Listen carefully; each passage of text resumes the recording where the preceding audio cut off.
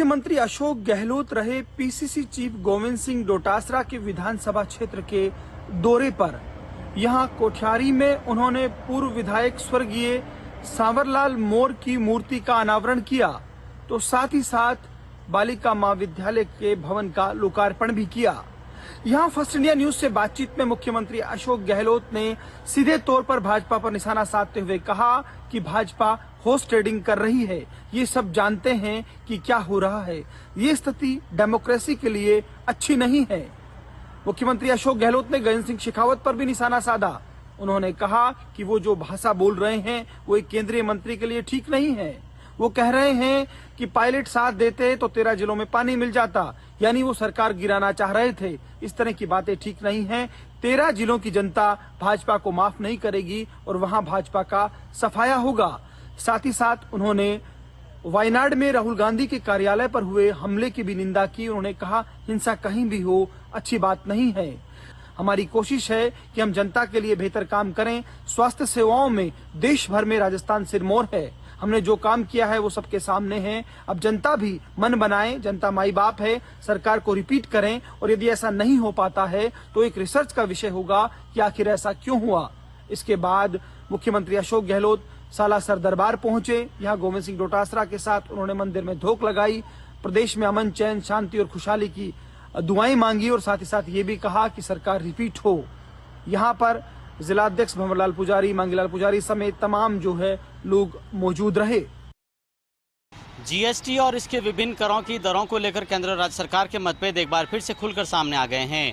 अपने कोटा प्रवास के दौरान टैक्स बार एसोसिएशन के कार्यक्रम में शिरकत करते हुए यूडेज मंत्री शांति धारीवाल ने कहा कि आमतौर पर यह कहा जाता है कि जीएसटी काउंसिल में सारे फैसले सर्वसम्मति से लिए जाते हैं, लेकिन ऐसा नहीं है। कई बार हमारी जीएसटी काउंसिल में सुनी ही नहीं जाती है। मिसाल के तौर पर धारीवाल ने उदाहरण दिया कि उन्होंने जीएसटी काउंसिल में कई बार ये मामला उठाया कि कोचिंग पर जो भारी भरकम 18% का जीएसटी लगता है उसको या तो हटा लाना चाहिए या फिर इसको संशोधित करके कम कर दिया जाना चाहिए, लेकिन बावजूद इसके हमारी बिल्कुल भी नहीं सुनी गई। धारीवाल ने कहा कि पहले के वित्त मंत्री स्वर्गीय अरुण जेटली तो फिर भी जीएसटी सरलीकरण को लेकर प्रयासरत नजर आते थे, लेकिन मौजूदा केंद्रीय वित्त मंत्री निर्मला सीतारमण पूरी तरह से ब्यूरोक्रेटिक अंदाज में ही पूरी जीएसटी काउंसिल की बैठक को डील करती है। आपको बता दें कि यूडेज मंत्री शांति धारीवाल मुख्यमंत्री गहलोत की तरफ से जीएसटी काउंसिल में बतौर राज्य सरकार के प्रतिनिधि शामिल होने के लिए नामित हैं। धारीवाल ने इस दौरान टैक्स बार एसोसिएशन के प्रतिनिधियों से कहा कि इसको लेकर के उनके दिमाग में जो भी सुझाव है वो उन्हें साझा करें, ताकि आगामी दिनों में जो भी जीएसटी काउंसिल की बैठक होने जा रही है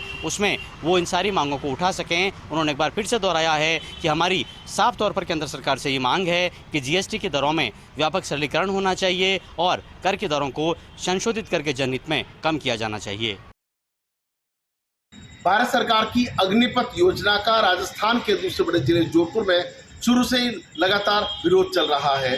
कांग्रेस के बाद में अब जिस तरीके से एनएसयूआई ने तेजी से हमले बोले हैं, आज जोधपुर के अंदर एक बहुत ही बड़ी रैली का आयोजन जिस तरीके से एनएसयूआई द्वारा किया गया अपने आप में बड़ी बात है। एनएसयूआई के प्रदेश अध्यक्ष अभिषेक चौधरी के नेतृत्व में जोधपुर के जयनारायण व्यास विश्वविद्यालय से पैदल मार्च के रूप में निकले विद्यार्थियों ने कलेक्ट्रेट पहुंचकर राष्ट्रपति के नाम ज्ञापन दिया।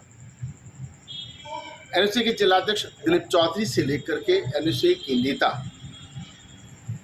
के साथ साथ तमाम जो विद्यार्थी हैं वो उनके साथ उस वक्त पैदल मार्च में शामिल रहे और लगातार नरेंद्र मोदी के अलावा केंद्र सरकार के खिलाफ नारेबाजी करते नजर आए। पुलिस कमिश्नर नवज्योति गोगोई के नेतृत्व में तमाम चौराहों पर यूनिवर्सिटी के बाहर और कलेक्ट्रेट के बाहर चाक चौबंद व्यवस्थाएं की गई, जिससे किसी प्रकार की कोई अव्यवस्था नहीं हो।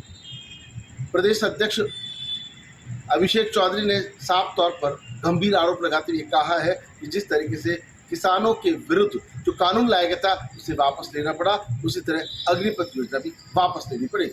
अब देखना यह है कि इस आंदोलन के साथ साथ अब जो आने वाले वक्त में 27 जून को आरएलपी की रैली भी इसी को लेकर के है, उसका क्या संदेश जाता है।